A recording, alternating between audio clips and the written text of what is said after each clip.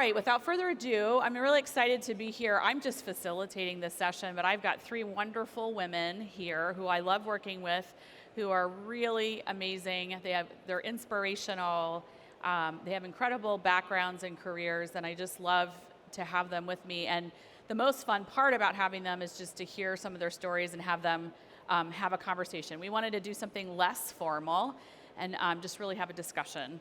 And that's what we're going to do. So this, just so you know, this session really is designed to inspire you. We really want to support and inspire you in your business and make your job easier and give you some ideas that might change things up a little bit and maybe give you some new ways to think about things. So that's what we're here to do.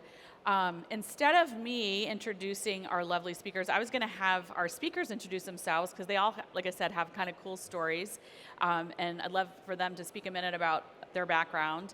So I'm going to start with Angie Thompson and have her introduce herself, and then we'll move on to the others. Thank you, Mary Beth. I'm Angie Thompson. I'm the newly minted, and by newly, I mean like within the last 3 weeks, publisher of Fishing Tackle Retailer magazine.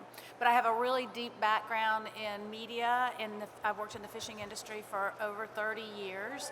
I've done everything from I started as a graphic designer, then I was a TV producer for many years, and then I did business development. I've done sales. I've been over sponsorship and events for Bassmaster, and now I'm the publisher of Fishing Tackle Retailer magazine, which is a great way to sort of take all of that together and be able to service retailers with, help you as retailers by providing good content through our platforms to help you do better in your stores. Hi everyone, I'm Stephanie Vatalaro. I'm the Senior Vice President of Marketing and Communications at the Recreational Boating and Fishing Foundation. I've been there going on 17 years, and I say I've been there so long because it was the first time in my career where my personal and professional passions kind of united, and it obviously stuck. I grew up in the Florida Keys. I'm the daughter of a flats fishing guide. Got away from it as a young adult, and man, it just drew me back in, reeled me right back in. So my previous work history, I've worked on national media marketing campaigns, and I've done a little bit of everything at RBFF, ranging from PR and communications to marketing and partnership development. So I'm just honored to be here on this amazing panel and excited to chat more about how we can help you today. You want to go ahead, Dena? I think I'm in front of it. Okay, I'm Dena Vick, and I am the CEO of King Eider Communications. We're a public relations and marketing firm that focuses on outdoor sports, primarily fishing, hunting, boating, recreation, that sort of thing. I guess looking at my background, I grew up fishing, loved fishing. I started out working in merchandising and then made a weird transition to tourism. And through tourism, I started working with a lot of fishing writers and editors and then manufacturers so that I could bring them in to do photo shoots and help promote both the fishing companies and the state of Arkansas or the city that I would be working with. And then made the transition over to start helping the manufacturers get the word out and the messaging out about their brands and about the different products. Well, thank you, ladies. It's great to learn a little bit more about you before we sort of dig in. We have a list of questions that the four of us came up with together, things that we thought would be really useful and interesting and helpful, and again, all designed to inspire you. So let's get started. before we get started, though, I think we should have Mary Beth tell a little bit about her background and what she does. Okay. I guess I can introduce myself. Yeah. I didn't think about that. I am Mary Beth Long, and I'm the Vice President of Communications with the American Sportfishing Association. I've actually only been with ASA for a little under 2 years, so I've learned a lot in the last 2 years. And I actually kind of did a little bit of a career shift, because before that I was working in an association, so similar, actually a trade association, but was working for the American Association of Port Authorities. So it was maritime, but very, very different. It was trade, commerce, economic development, and that sort of thing. But it's interesting how similar when you represent membership organizations, trade organizations, how similar issues are among those people. And so I've just sort of transitioned pretty easily to ASA. It's a lot more fun, I can tell you, than ports. Don't tell my old employer. But we've had a ball, and it's just been fun to, as Stephanie said, kind of do something you have a passion for. And I'm kind of discovering through this process how much of a passion I do have for fishing. So it's just such an honor to be part of this group. I love it. All right, so now we'll get started and ask some questions. The first question we have, and I'd like to hear from you all, you can jump in however you'd like, but it's kind of a two-part question. How can retailers grow their business? There are many answers to this question, I'm sure, and we will explore many of them in some of the discussion. But let's start with some overarching concepts to get the conversation started regarding how retailers can grow their businesses. What are some different ways to do that? I can start. I think that there are, as Mary Beth said, there's so many answers to that question, but for me, on a sort of a big picture view from 30,000 feet, the way you can grow your business is to teach people to fish. Because if you teach somebody to fish, you're creating new customers. And if you can reach into your community to find ways to find the people that need to learn how, you're going to create more traffic to your stores, just organically. And obviously that will translate into more sales. And there's lots of opportunities to do that at the local level. I know it sometimes might seem a little overwhelming that how do I teach, but there's so many different ways to do that, but two big targets are kids and moms and women who don't currently know how to fish, because sometimes that can be really intimidating when you want to know how and you think about walking into a tackle store. I go into tackle stores in my hometown where people don't ever ask me, can I help you? And just, reaching out and being more hospitable to those newcomers is a great way to grow your business. I'll go ahead and jump in. I totally agree. And just to build on that, so we do, RBFF does consumer outreach to get new participants in fishing. And we're doing a lot of research all the time, getting insights about why people fish and what the barriers are and whatnot. And one thing that always comes up to us that is an opportunity for local businesses and local retailers is that education piece. People, if you can help make them more successful when they're out on the water, you're going to keep someone coming back more and more. And think about all the messages we're inundated with today, right? And all the different pieces that fall into the fishing journey. If they can get that from your business, if you can say, hey, do you know where you're going? I can recommend a couple of great spots. Have you got your fishing license? Oh, and did you know that when you do that, the money goes back to conservation? Nurture that customer and help them have a successful day on the water, and you will for certain have them coming back for more. And I would add to that if it sounds what Stephanie said sounds pretty, straightforward, but a lot of that work has already been done for you by people like RBFF. If you don't have to do the legwork to figure out what the steps are and what to say. They've already done all that for you on the RBFF, on takemefishing.org. We do, yeah. We have a lot of content that we've created that's free to the industry. It's brand free, so you wouldn't have to be worried about promoting certain brands or anything. How-to videos on almost any topic you could imagine, blog posts, things you can share on social. So yeah, we do have that for free. I concur with what you're saying, and there's a lot of ways to work on that with education, like doing seminars, doing women's, events, like a women's night out, or it can, if there's this concert that a lot of women are going to, have the men's night out. We kind of forget, we assume that the men are the ones that are always in the store, so we have to do these other things to get the women in, but it might be the other way around, You can also work on growing community, whether it's working with high school teams or, putting on little events for kids or something like that. Getting local pros and influencers that you can get to support and do little videos and talk about your store. Or, got a friend that just opened a store in Arkansas, And his concept is to, sort of make it like, the gas station where the farmers would go early in the morning and drink coffee and play checkers and listen to the weather report before they went out. So he's kind of setting up that environment with his store. So it's going to be a gathering place, not just a bait and tackle store, So there's a lot of cool out of the box type things that you can do to try to bring people in, and I think community and education is a big piece of that. And what I love about that concept is, everything is so techy now, and we're connected through social media and our devices. And I love the nostalgia of, let's actually kind of go in the opposite direction of that. Because I can remember going to the tackle shop with my dad when I was a little girl, and it was the gathering place, and he would go and get a cup of coffee, and he would talk, and we'd be there for an hour. I wouldn't love that part, but at that time. But now I just love the nostalgia of that, and I think people really have a longing for those kind of connections, especially fishermen, because I think maybe everybody feels this way, but I feel like we as fishermen, or anglers, we have a connection to nature, and it kind of it's at odds with wanting to be on your device all the time.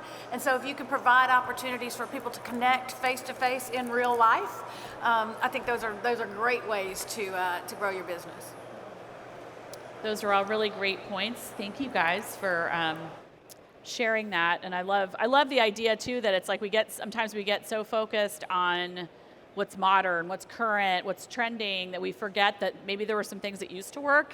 Back in the day, sitting and having a coffee, playing checkers on the porch of a tackle shop, or just sitting by the dock with your dad, just kind of enjoying a sunset, those kinds of things. So there's lots of ways to get people close to the water. They don't have to necessarily be on the water, but they can get comfortable and feel safe and build some community kind of along the water side. So that's really exciting.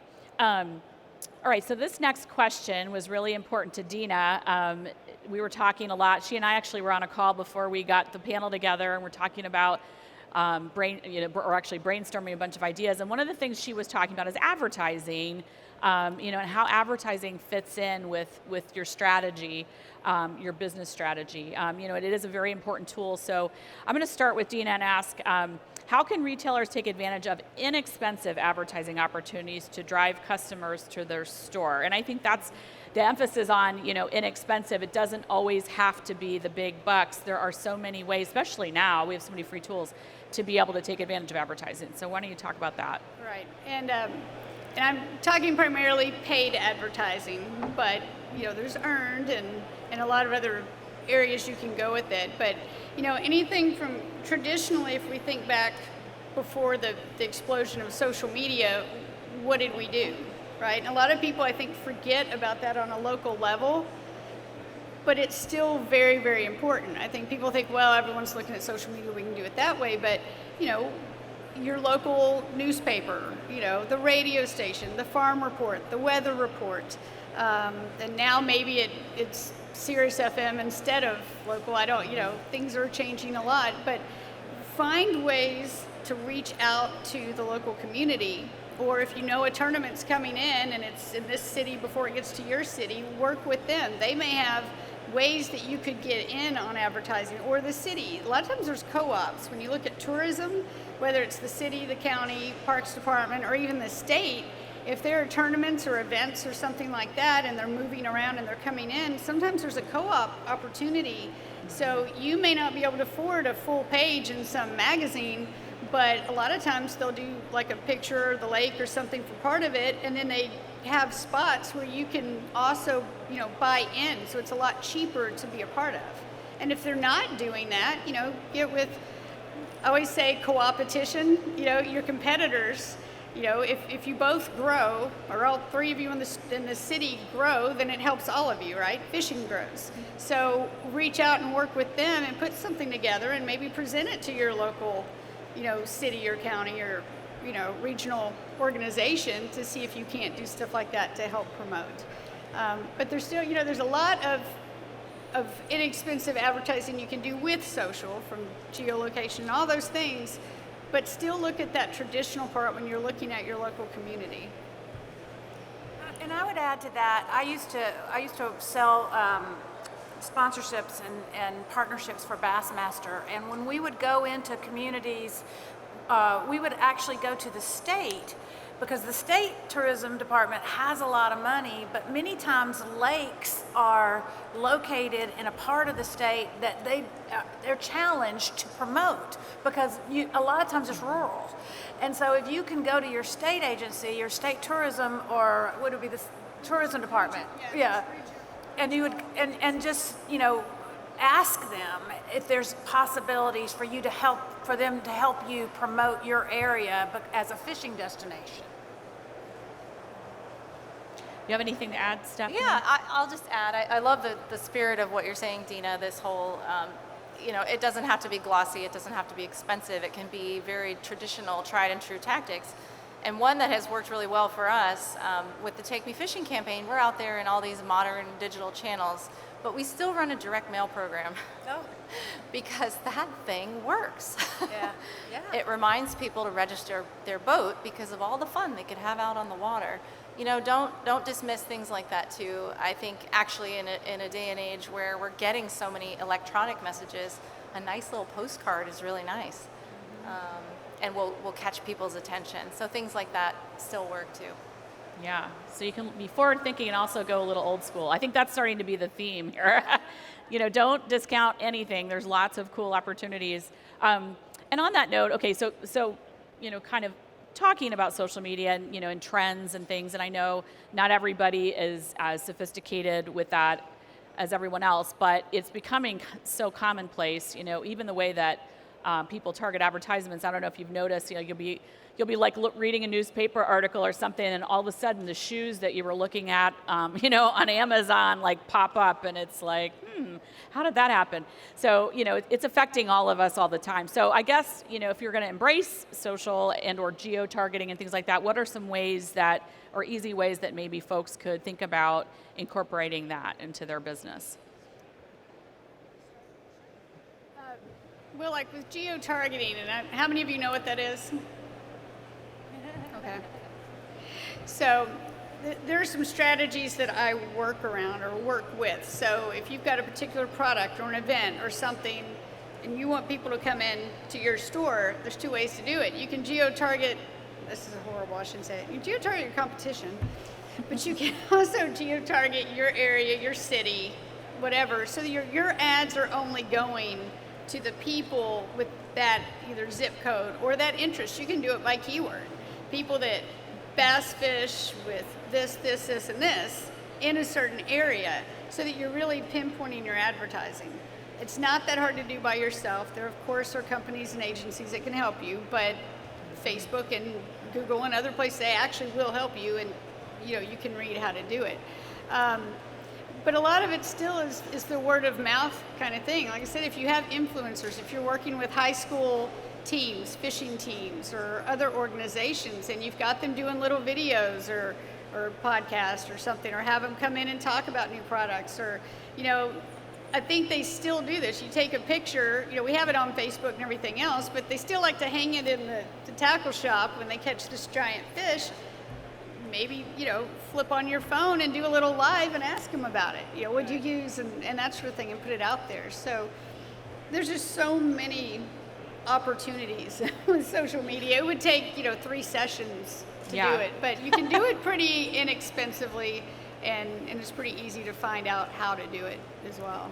And I would add to that, what I hear a lot of people say is that I feel there are some people who are in I don't know what the right word is, intimidated to actually do a video of themselves on social media, because they feel like I'm just I'm the store owner, I'm not a pro angler or whatever. But that's what people love. They want to hear your stories, and people want authenticity. I think people crave authenticity more than anything. And if you don't have to be polished, you don't have to look right, you don't have to have your makeup on, you don't have to have your hair combed, because that's all of us, right? That we all have our that's the way we live our lives, and the authenticity is what will reach people and affect them and make it memorable.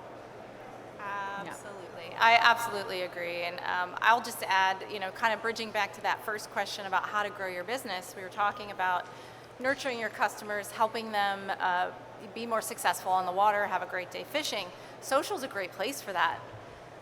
And I think most people expect to find you on social now. They become a customer, and they want to know that they can, follow what you're doing and any sales that you're having, and where are the local fishing reports.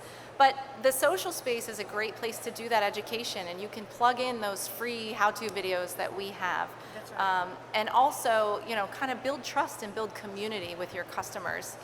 And I totally agree, and I had it noted down here, be yourself, be authentic. People don't want to see you trying to be somebody else. Be yourself, and the people who are your people will be drawn to you. That's right. And just be consistent. I know with a lot of people there's a hesitation to start social media because then it's a commitment. If you can only post every couple of days, only post every couple of days, but be consistent about it. Try not to disappear for a really long time. And also, I would say that I think you got to consider that there's a lot of things that you see every day as retailers or people who work in retail that other people don't see. Even like, unboxing your whatever, just your shipment of something that people are going to be excited about. I'm not a retailer, but not too long ago, I posted a video of pulling a boat out of the water, putting it on a forklift, and moving it over to the boat wash area. And people were so excited, and I was so talked about because, if you've never been there and seen that, it's kind of cool, right? So, and there's a lot of people out there that don't ever have the opportunity to see that. And so think about that too, of what you can share about your day-to-day life that you may think is boring and routine, but everybody in the world doesn't get to see that. Yeah, I go hesitate for to it. say it because it might be too technical, but how many of you also have an online option for your store if you're a retailer? For shopping? Yeah, if your tackle shop, you also sell online. If you do, okay, and then how many of you put that store on Facebook and Instagram? Or link it in? Okay, are you aware that you can now tag products? So if you put a picture up or someone else puts a picture up, you can tag that product to that store. So, you see the fish with the lure in its mouth, and it's got a little thing there, a little shopping bag to tell you, and you touch that, it takes you right into where you can buy that lure. So there's some interesting things that you can do with that too. And for more information, you just Google if you use Shopify or some other company and say, put my Shopify store on Facebook or Instagram, and it gives you the instructions like that. It's easy. That's great. Yeah, it's hard to keep up with all of the tactics. It occurred to me as you guys were talking that yes, you can take the time to be creative and think of ways that you can tell your own story, and all of that is wonderful. But there also are tons of resources out there, as Stephanie mentioned, on the TakeMeFishing.org website. There are just tons and tons of videos, how-tos, whatever, if you're going to try to maybe support your community, support your clientele, and give them additional information. There's amazing information there. But I can't continue on this conversation without talking about our Fishing Share the Fun campaign. One thing that we did, and this is now year 2, and we're running this throughout the summer, but Stephanie and I, RBFF and ASA, teamed up to create a campaign to recruit and retain anglers and get them on the water. Obviously, retailers are like such an important piece of that, right? That you guys are at the front lines when someone decides they're going to check this sport out or they're going to go to the next level with this sport. They're going to come and talk to you. In fact, probably more likely to come and talk to you, because this is really interesting statistics here, that people are still really reliant on brick and mortar stores. I know we talk about Amazon, we talk about online retail, but the truth is, they may do their research online. I think Rob Southwick talked about this yesterday, but they're coming to see you. So you play this really important role. So that said, we have all sorts of tools that you can take and use for free. You can find them on the Fishing Share the Fun website through ASA. You can also get to it through the RBFF and Take Me Fishing website. There are tons of free things, videos, templates, stickers, all sorts of things that you can order, use for free, share on social media, ideas for creating in-store promotions and things like that. And the more that you promote getting people out fishing, the more you're going to drive business, obviously, to your store. And if you're taking the lead on that, they're obviously, like these ladies said before, when you tag your store back or you're the one taking the lead, they're going to come back to you to take advantage of your business to get them started or take them to the next level. If they're a returning angler, they're going to come and they want to say, okay, all right, I've already done this, so what's next? How can you help me? Can you help me figure out how to tie this lure? I want to try to fish for different species, so there's just a ton of stuff out there, so you don't have to create it yourself necessarily, but you can take advantage of groups like ours that can help you. So, okay, all right, so let's shift gears just a little bit. Speaking of taking advantage of resources, I think it's important that we talk a little bit about what states can offer. The state DNRs, another wonderful partnership. We actually had hoped to have, in addition to our panel here, is have someone from one of our states, but she wasn't able to be here. But I think it's really important to talk about what are ways that retailers can partner with their community organizations, with their clubs, with their state. And let's ask the question, what are the valuable resources a state can provide to help a retailer drive business? And I feel like it'd be great to start with Stephanie. You can talk a little bit about some of the things you guys are working on with your state partners. Sure. So in addition to the work that RBFF does to get new people into the sport, we also work really closely with the state fish and wildlife agencies, really acknowledging that once we get them interested, they're going to the state to get their license, they're going to a retailer to get their tackle. So that transaction is super, super important. The states offer a lot of great stuff. Sometimes it's hard to find. They have fantastic education on their websites. They hold events. They hold local events to do fishing education. In fact, you may have seen coming in here, right here to my right, is what we call our Mobile First Catch Center. We've been working in partnership with states, and I think we have 27 or 29 now using these mobile units. They take them to urban locations. They introduce newcomers to fishing.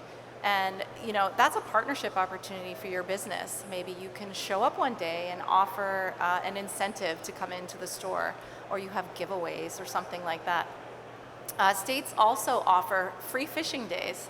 And we look at this as a great way for people to sort of dip a toe in the water before going out and buying all the stuff, right? A lot of them take place in June during National Fishing and Boating Week.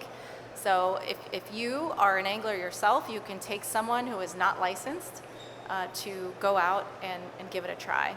That's a couple things that are top of mind. For sure. Ladies, do you have anything else to add or any other tips you've come across in your work?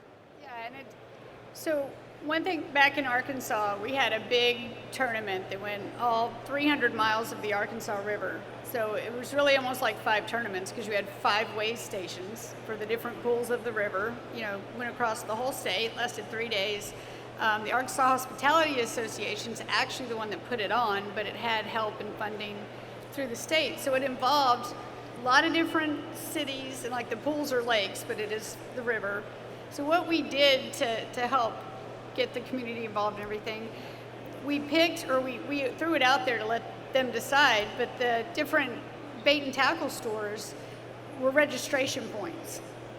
And we didn't charge them for this, it was a community thing, but we put out a lot of advertising in support of those stores to get people to go in. I mean, they could get it online or they could get it from the department, but it encouraged people to go there to get them, because then they could also talk about conditions and where to park and where to fish and spots and that sort of thing.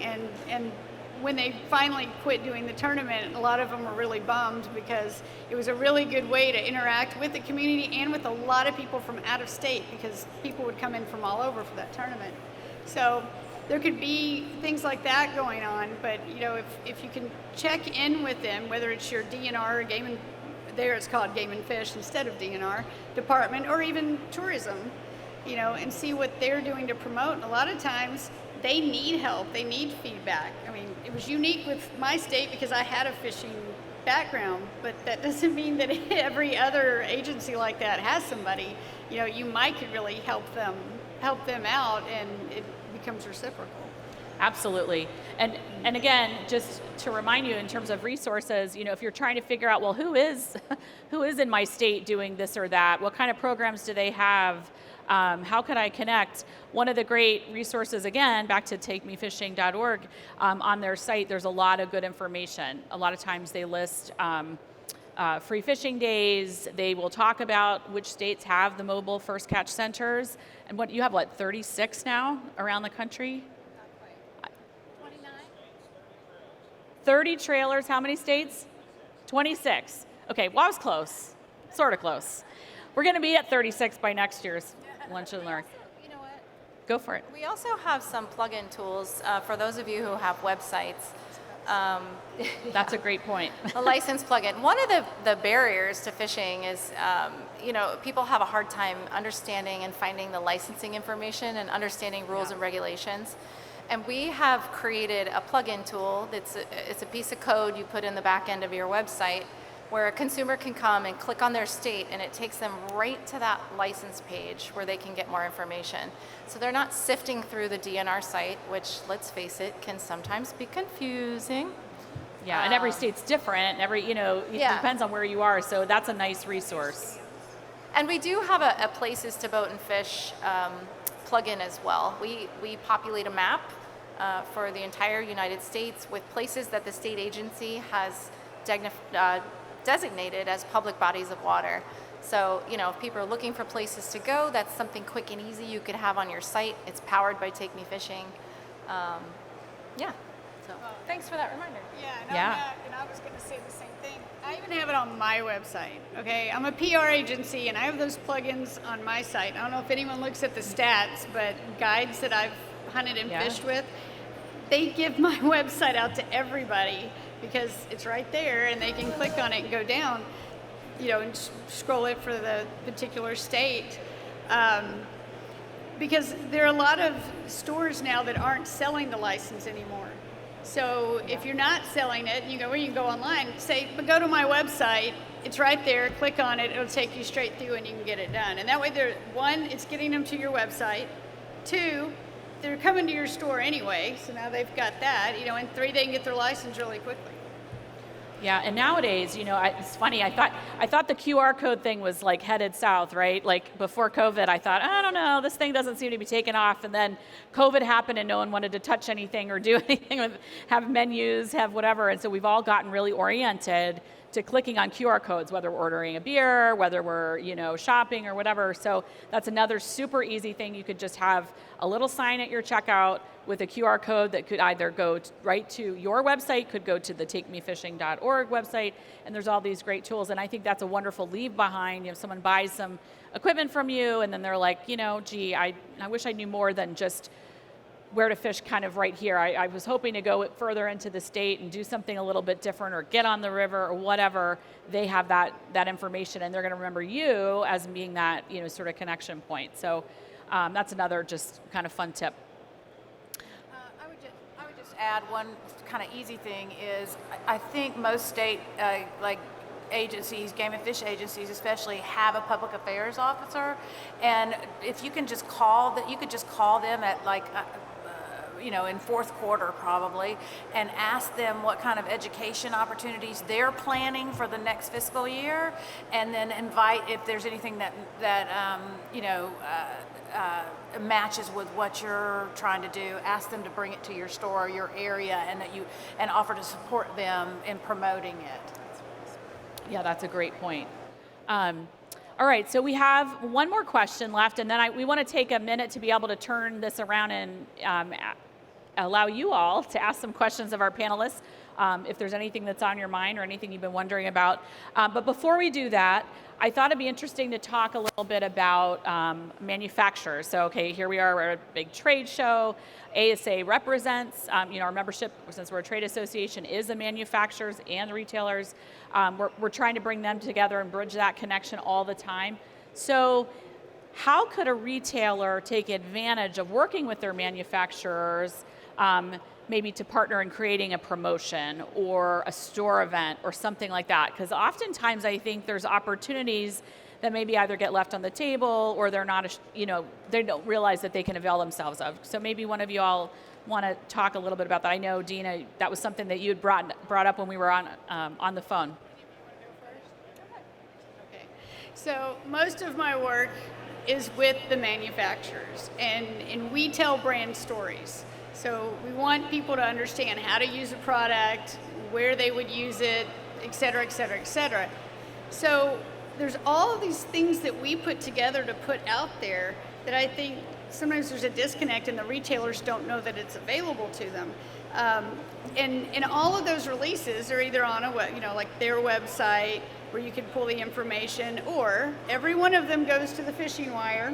So if you're looking for it and you don't know who to talk to, if you're looking at the Fishing Wire and you're going to see these stories and press releases, they're not just press releases a lot of times. Sometimes they're actual stories, they're how-tos, things like that. And if it's products that you carry, print those out and put them up on the billboard, or, and use it as an educational tool to help you, because that's why we are writing them in the first place. We're trying to help people know how to use these products and see what the products are.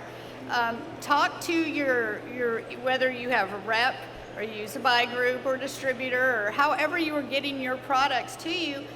Talk to that salesperson and ask them, what is being done to promote this? Do you know where ads are being placed? What magazines? What online sites? What are they doing for social media? Do they have any contests coming up? And I can tell you, the big boxes, if you're a manufacturer and you're trying to get into a big box store, one of the first things they ask is, what are you going to do to support this product so that it gets sold in my business? Well, the smaller retail outlets can ask the same thing. It's just you're not going straight to the manufacturer. You're talking to your rep or your dealer or whoever and ask, because a lot of times there's a lot of stuff out there and you just don't think about sharing that. But there's a lot of opportunities, and if the manufacturer happens to be running a contest, share it on your own social media and say, hey, we carry this product and this is what they're doing. Also follow their social media sites, because you can share any of that. You can tag those things. Take advantage of what's out there, because most of the cases they're not selling direct, they're selling through you. And so, anything they can do to help you is going to help. For sure, that's a great point. I'd just like to add, are all of you subscribers to the Fishing Wire? If you're not, it's really a great way to stay. It's a news aggregator that comes 5 days a week into your inbox of all the industry news and stories and press releases and content. So if you're not a subscriber, please just go to thefishingwire.com and subscribe. I don't think you would regret it. Do you have anything to add, Stephanie? Yeah, I think this sort of just adds to what Dena was saying, and I feel like a little bit like a broken record, but there's an education opportunity there as well. The manufacturers know their product like nobody else, and some really successful integrations I've seen is where they create a video line that really breaks down how to use each product, all the ins and outs and details, that then the retailer can use when they sell it, and they can say, hey, here's some education for you to be successful with this product.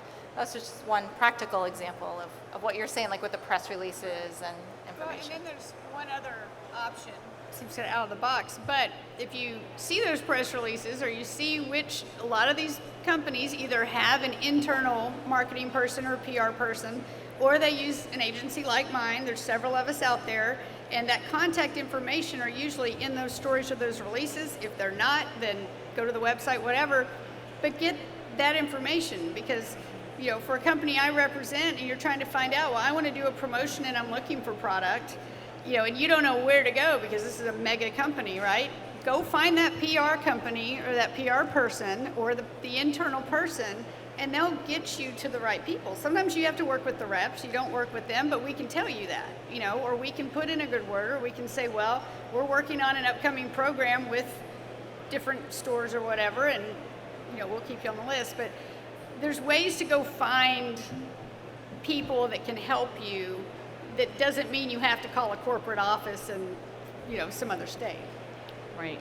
Well, and just to another plug, I guess, talking a little bit about ASA and ICAST. We just had the new product showcase award winners last night, right? 37 different companies won awards for the best products, and we're going to today announce at 2:00, soon actually, the best in show. That's another great way too. It's just, you could even just sort of forward that story or highlight, a winner of something that you think is great or something you carry in your store. Now all of a sudden, not only are you sharing that information, but now people are going to kind of have a little bit of FOMO or excitement or enthusiasm because they want to come in and buy the thing that won, this year's, new product showcase, or last year's new product showcase if it isn't available. So and you're here, so you know all of these things, and I'm sure you're taking advantage of all the things that are going on, but there really are some cool ways to just take what's already there and just share, forward, text, whatever, your groups and let them know. So, and I know we put a press release out today, ASA did, on all of the winners. So that can just be forwarded with links to all of the different people you can get in touch with. So did anyone have anything else to add? One more thought over here. Might put me out of business, so I probably shouldn't tell you. But, Super secret stuff. Yeah, I know.